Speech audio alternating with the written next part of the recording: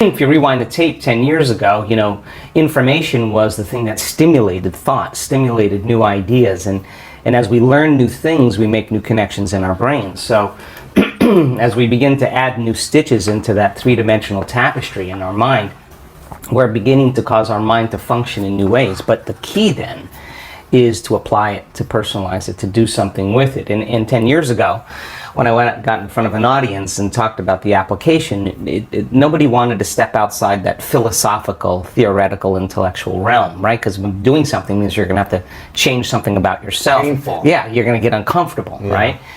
And I think we're in an age of information. And in an age of information, ignorance is a choice. And because of technology, we have access to so much content. And information creates awareness. And awareness is consciousness. And you can't have consciousness without energy. They work together. So there's an energetic change, I think, that's taking place in the world right now, where people are so informed that old models, old paradigms are beginning to break down, whether it's the medical model, or the religious model, the education model, journalism, the economy, politics. It's all beginning to come to the surface because something else has to come out. And I think that one of the things that people are realizing is that you don't have to be a Buddhist monk to do this, or a nun with 40 years of devotion. You just got to understand the formula. And just like any skill or anything you learn, you got to go from thinking to doing to being. You got to take knowledge, you create the experience, and if you keep doing it over and over again, you start getting a skill, or you start getting wise about how to do it. And you know that you know how to do it. Well, in the last 10 years, we have assembled a scientific team. And let's see if you can really make significant brain changes. I don't want those changes to just be in your mind. I want them to be in your brain. I want to be able to see before and after pictures to say that person has a significant change after a traumatic brain injury, or anxiety or depression, or a cyclic mood disorder, or a stroke. We want to see that there's been significant change. At the same time, let's measure your brain in real time, and let's look to see what that transformation process looks like. And in the discovery, Lewis, of that process, we gained so much knowledge about what that transformational process looks like. In other words, I can tell you without a doubt that if you're analyzing your life right now within some disturbing emotion, that 100% of the time you're going to make your brain worse. If you think about your life, if you're stuck in an emotion, like you're frustrated, you're angry, you're fearful, resentful, and you're thinking within that emotional state. In other words, you can't think greater than how you feel. That means then you were thinking in the past, because those emotions are a record or residue of the past. So we see people in the process of change that are analyzing in duality or polarity. That kind of drives the brain into higher states of arousal and further away from true change. So we've done thousands and thousands and thousands of brain scans, and we now know that there's a formula to create greater brain coherence, greater brain efficiency, to make your brain work better. And when your brain works better, you work better. At the same time, it requires a clear intention and an elevated emotion to begin to change your energy and to change your life. And nobody changes until they change their energy, right? So then, how do you get a person out of resentment, frustration, into joy and freedom? Why would they feel grateful or joyful or free if the experience hasn't happened? So most people are spending the majority of their life waiting for something out there to take away their emptiness or pain or the resentment in here.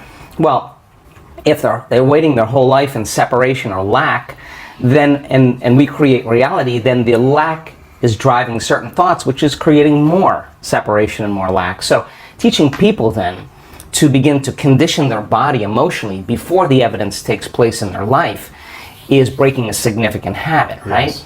So instead of living by cause and effect, now we're beginning to cause and effect. So the moment you start feeling whole and grateful, we now know your healing will begin at that moment. Yes. The moment you start feeling worthy and abundant, your wealth is coming. You're generating a certain amount of energy, a certain amount of wealth. And let's stop telling the story of your past and let's start telling the story of your future.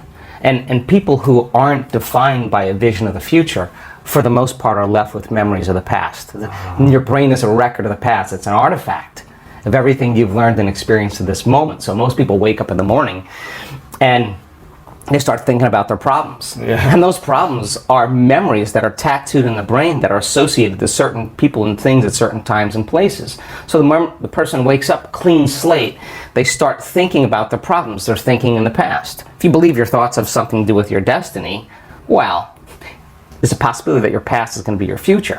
Every one of those problems has an emotion associated with it. So then the moment you start recalling the problem, you start feeling unhappy. Now your body's in the past, because thoughts are the language of the brain and feelings are the language of the body, and how you think and how you feel creates a state of being. So people reaffirm their identity based on the past, right? And it turns out that the redundancy of doing that, conditioning only requires an image and an emotion. And most people are unconsciously conditioning their body into the familiar past, into the known.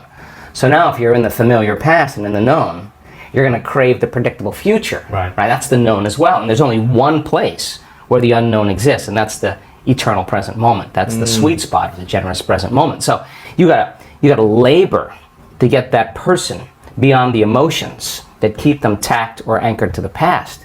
And yes, it takes an effort to do that, but if you keep working with the formula, you'll reach that elegant moment where there's a liberation of energy. And now your body, as the unconscious mind, the objective mind, is not believing it's living in the same past experience 24 hours a day, because you're liberating the body from that emotional state. So you ask a person, why are you so unhappy? Why are you so frustrated? Why are you so resentful? The moment you ask that, their brain is going to associate that emotion to a past event. To a memory. To a memory. Yeah. That's because they have nothing to look forward to in their future. So if you're not being defined by a vision of the future, it just means to me that you're more in love with your past than you are with the future. So how do you teach people to believe in a future that they can't see or experience with their senses yet, but they've thought about enough times in their mind that their brain is literally changed to look like the event has already occurred? The latest research in neuroscience says that's absolutely possible. And we know that. And how do you teach a person to select a new possibility in their future and begin to emotionally embrace that future before it's made manifest to such a degree that their body, as their unconscious mind, is believing it's living in that future reality in the present moment, and they're signaling new genes in new ways ahead of the environment. Now, till their body begins to change to look like the event has already occurred. We've proven that that's possible. Now think about this. So the more you think about your desired future, the joy, the gratitude, the feelings you want to have that are more positive, the more you think about it as a future thing happening, the more your body shifts now.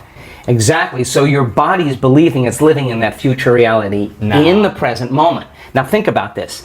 The stronger the emotion you feel from some condition in your life, the more altered you feel inside of you, the more you narrow your focus on the cause, and the brain freezes an image and takes a snapshot. And that memory now is embossed in the brain. It's branded in there.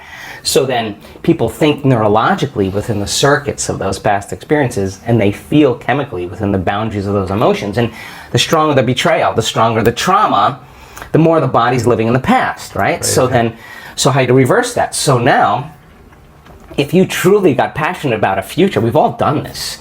You get a wild idea in your mind and you start holding on to that vision and you're preoccupied with it.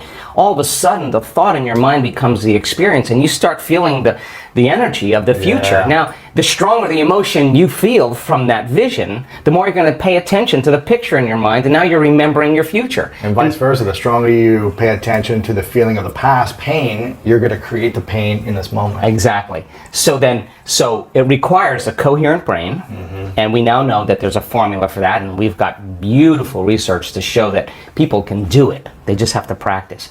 And it requires a coherent heart, because resentment, frustration, impatience creates a very incoherent heart. Yeah. And when that heart becomes incoherent, you stop trusting yourself. There's no energy there. You stop trusting in your future. Wow. So then, if there's physical evidence in your brain and body, physical evidence to look like the event has already occurred, it's quite possible you'll be thinking neurologically within the circuits of your future, And you'll begin to feel chemically within the boundaries of that emotion of your future. And how you think and how you feel is your state of being. And now your state of being is living in the future instead of the past. Now, the moment you disconnect from the emotion of your future because of traffic or some coworker or your ex or whatever people come up with, now you're back to the energy of your past. And now you're going to start looking for it, analyzing, why hasn't it happened? Well, if you're feeling the emotion of your future, why would you look for it? Because you would feel like it already happened, and that is the place where the magic happens. So then you can't just do this, get up, and then return back to your old state of being.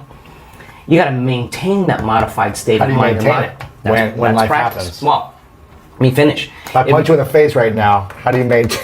Well, of course. I mean, we all take blows in our lives, and we all react emotionally. But the question is, how long are you going to react? Right. So then, if you can't mediate and regulate your emotional reactions, and those emotions linger for days, that's years for some people. Mood, and then months, temperament, years, personality trait. So then the person's personality is literally based on the past. But they don't know that because they're doing it over and over again. It becomes a subconscious program. So now, if it requires a coherent brain and a coherent heart, then we have to train people how to self-regulate. So we've done thousands and thousands of measurements. We've partnered with the Heart Math Institute to teach people how to create and sustain heart coherence. How do we do it? Well, besides going to your workshop, what's the simplified version? I'm sure it takes more time than... Well, it really doesn't. It really doesn't. It just requires getting still, closing your eyes, putting your attention on your heart, changing your breath so that you move into the present moment. And when you slow your breathing down, you slow your brainwaves down. When you slow your brainwaves down, now you're accessing your autonomic nervous system. So then you train a person how to open their heart and feel an elevated emotion. And it takes a little practice. And just like a flower that takes time to bloom, it takes a little bit of time. But if you work on trading the resentment, the frustration, or the impatience for gratitude, appreciation, and thankfulness, and you keep at it, there'll come a moment where that system switches on, and now you're feeling grateful for no reason at all. Now, that's not a bad thing, because gratitude, the emotional signature of gratitude, means something's happening to you. Something has happened to you. You're receiving something, or you just received something. So your body then, when you're feeling gratitude, is in the perfect state of receiving. So then that means then you'll accept, believe, and surrender to the thoughts equal to the emotional state of gratitude. If you're living in resentment, you're living in fear, you're living in impatience, you could say, I'm healthy, I'm healthy, I'm healthy, I'm wealthy, I'm wealthy, and with all you want, and that thought's going to stop right at the brainstem and never make its way to the body, because the body is not feeling, or because why? Because you're feeling resentment, and that thought is not consistent with the emotion of resentment. Resentment has a different set of thoughts, right? In other words, once you start opening your heart, it begins to move into coherence. It begins to produce a measurable magnetic field up to 3 meters wide. Now that's frequency, that's energy. And all that energy, that frequency, carries information, carries an intent. So then when you're feeling gratitude and your heart is open, you're broadcasting energy into the field. Now, frequency. Frequency. You lay the intent of the thought of your health or your wealth. That frequency can carry the thought of your wealth. It can carry the thought of your health. If you're suffering, suffering does not carry, that energy does not carry the thought of your wealth. It carries a different set of thoughts. So then we're teaching people how to self-regulate, because if you're going to believe in that future that you're imagining with all of your heart, it better be open and activated. Right. And you better know how to self-regulate. And you have to know the moment you disconnect from the energy of your future because of some circumstance in your life and you lose that feeling, if you're practicing it on a daily basis with your eyes closed, then the next level is to be able to open your eyes and do it right in the moment and be able to self-regulate and change the frustration from some experience in your life back to the energy of your future. Now, that requires great awareness and great effort. But if you have a community of people that are practicing this on a daily basis, and they're connected to their future because that's where their mind is, they begin to want the future more than the emotions of the past. So we've done enough measurements now, Lewis,